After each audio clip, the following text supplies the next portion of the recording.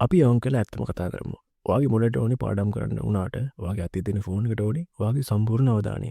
ඉතින් කවුද දිරන්නේ? ඔව් අපි අර නිතරම වයිබ්‍රේට් වෙන ඔයාව පැය ගාණක් තිස්සේ සමාජ මාධ්‍ය වල එක දිගට පල්ලහැට එකකට යන ෆෝන් එක තමයි මේ සටනේ ජයග්‍රහණය කරන්නේ.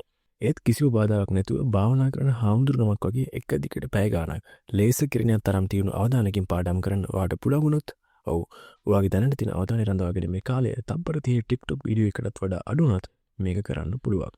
ගොඩක් අයට තියෙන අවධානය රඳවා ගැනීම ප්‍රශ්නයක් නෙමෙයි. වැඩ කරන වටපිටාවේ ප්‍රශ්නයක්. ඉතින් එයාලා පාඩම් කරන්න වාඩි වෙන්නේ බ්‍රවුසර් එක ටැබ් 75ක් විතර ඕපන් කරගෙන. මැසේජස් නොනවත්වා එන ගමන් ඒ අස්සේ මොලේ කියනවා විනාඩියකට විතරක් Instagram එක පැත්තේ ගිහිල්ලා එමුයි කියලා. අන්තිමට ඒ විනාඩිය ඉවර වෙන්නේ YouTube එකේ පරිවිය ඇවිදිද්දි ඔලුව වරන්නේ ඇයි කියලා වීඩියෝ එකේ හේතු හොයන්න ගිහිල්ලා විනාඩි 45ක් විතර නාස්ති කරගත්තට පස්සේ. ඔව් අපි හැමෝටම ওই දේ වෙලා තියෙනවා. ඒත් අදිනවා ඉගෙන ගන්න යන්නේ ඔයාගේ මොලේ විනයකට කොහෙන්ද කැමති නැති වුණත් කිසිම බාධාවකින් තොරව දිගු වේලා පළදායි පාඩම් කරන්නේ කොහොමද කියන කාරණය. පියවර අංක 1 බාධා නොවන බුබුලක් හදාගන්න. ගොඩක් වෙලා පාඩම් කරන්න ඕනේද? ඉතින් එහෙනම් ඔයා මුලින්ම කරන්න ඕනේ වටපිටාවේ තියෙන අවුල් සහගත දේවල් අයින් කරන එක. මුලින්ම ෆෝන් එක අරන් ගිහලා වෙන කාමරයකින් තියන්න. ඊට පස්සේ ආ ෆෝන් එකේ නොටිෆිකේෂන් බ්ලොක් කරන ෆොරස්ට් වගේ ඇප් එකක් පාවිච්චි කරලා ෆෝන් එකට එන නොටිෆිකේෂන් ටික පොඩි වෙලාවකට නවත්තලා තියන්න. ගෙදරටත් කියන්න මම දැන් පාඩම් කරන්න යන්නේ. ගෙදර ගෙනියද්දත් හරි කන්න මොන හරි කියනවත් හරි විතරක් මට කතා කරන්න කියලා. මේ විදිහට ඔයාගේ ගෙදර ඔයා පාඩම් කරන පරිසරය හදාගන්න. පියවර අංක 2 52න් 17 නීතිය. මුලින්ම ඔයා කරන්න ඕනේ අර මැරතන් එකක් වගේ එක දිගට පැය 3-4 පාඩම් කරන ක්‍රමය අමතක කරලා දාන එක. ඔයාගේ මුලේ ඉන්ධන ටැංකිය එච්චර වෙලාවක් දුවන්නේ නැහැ. මුලින්ම ඔයා මේක කරලා බලන්න. විනාඩි 52ක් උපරිම අවධානයෙන් පාඩම් කරන්න. ඊට පස්සේ කිසිම වරදකාරී හැඟීමක් නැතුව විනාඩි 17ක විවේකයක් ගන්න. ඇයි අපි එහෙම කරන්නේ? මේ කන්සෙප්ට් ඔයාගේ මොලේ ස්වභාවික රිද්මයට හොඳටම ගැලපෙනවා. ඉතින් ඔයා රොබෝ කෙනෙක් නෙමෙයිනේ. මේ රිද්මයට අනුව වැඩ කරොත් එහෙම ඔයාට වටාත් ගැඹුරින් අවධානය යොමු කරන්නත් පාඩම් කරන දේවල් හොඳින්ම මතක තියාගන්නත් පුළුවන්. ඉතින් අර විනාඩි 17 ඇඟමැලි කඩන්න, ගැඹුරු හුස්මක් ගන්න, එහෙම නැත්නම් කවුරුත් බලන්නේ නැති වෙලාවට පොඩි ඩාන්ස් එකක් දාන්නත් පාවිච්චි කරන්න පුළුවන්. පියවර අංක 3 one tap නීතිය. එක විෂයයි එක මේසියයි එක අරමුණයි. හරි. ඔයාලා ජීව විද්‍යාව පාඩම් කරන ගමන් අනිත් ටැබ් එකේ ලෝකයේ ඉන්න හොඳම තාමඝාතකින් 10 දෙනාගෙන හොයනවා නම් ඔයාගේ මුලේ දැනටමත් වෙන ලෝකයක අතරමං වෙලා ඉවරයි.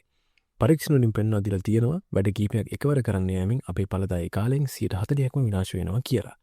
ඉතින් මොකද්ද මේකට විසඳුම?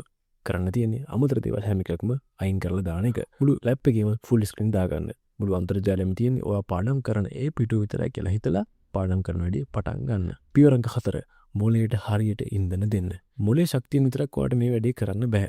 ඔයා මුලින්ම කරන්න ඕනේ ඔයා පාඩම් කරන තැනින් ළඟින් වතුර වීදුරක් තියාගන්න එක. එහෙම නැත්නම් වතුර බෝතලයක් තියාගන්න එක. ඇඟට වතුර මදි වුණාම ඔයාව ඉක්මනින්ම මහන්සි කරනවා වගේම ඔයාට ගොඩක් කේන්තිත් යනවා. කෑම කන කොටත් බුද්ධිමත් වෙන්න. ඇට වර්ග, ඩාර්ක් චොකලට්, පළතුරු වගේ දේවල් පුළුවන් තරම් කන්න. කෝපි කියන්නේ ඇත්තටම හොඳ යාළුවෙක්. හැබැයි ඕන රොඩ පාවිච්චි කරොත් එහෙම ඒක ඔයාටම හතුරෙක් වෙනවා. ඉතින් ඒ නිසා කෝපි බිවර කමන්නේ. හැබැයි ලිමිට් එකකට. පියවර අංක 5 ඉලක්කය ගැන අතිශයම නිශ්චිත වෙන්න. මොකද මං කිව්වේ මේවයි. මම අද ගණිතේ පාඩම් කරනවා කියලා ඔයා කොයි වෙලාවකවත් හිතන්න එපා. ඒනට ඔයා හිතන්න ඕනේ මම දවස් 5 වෙද්දි අනුකල්පනේ පාඩම ඉවර කරනවා කියලා. මේ ක්‍රමෙන් ඔයාගේ පාඩම් කරන එක අභිරහසක් වෙනවා වෙනුවට පැහැදිලි මෙහෙයුමක් බවට පත් වෙනවා. ඉතින් මොලේට අවසන් ඉලක්කයක් ලබා දෙන්න.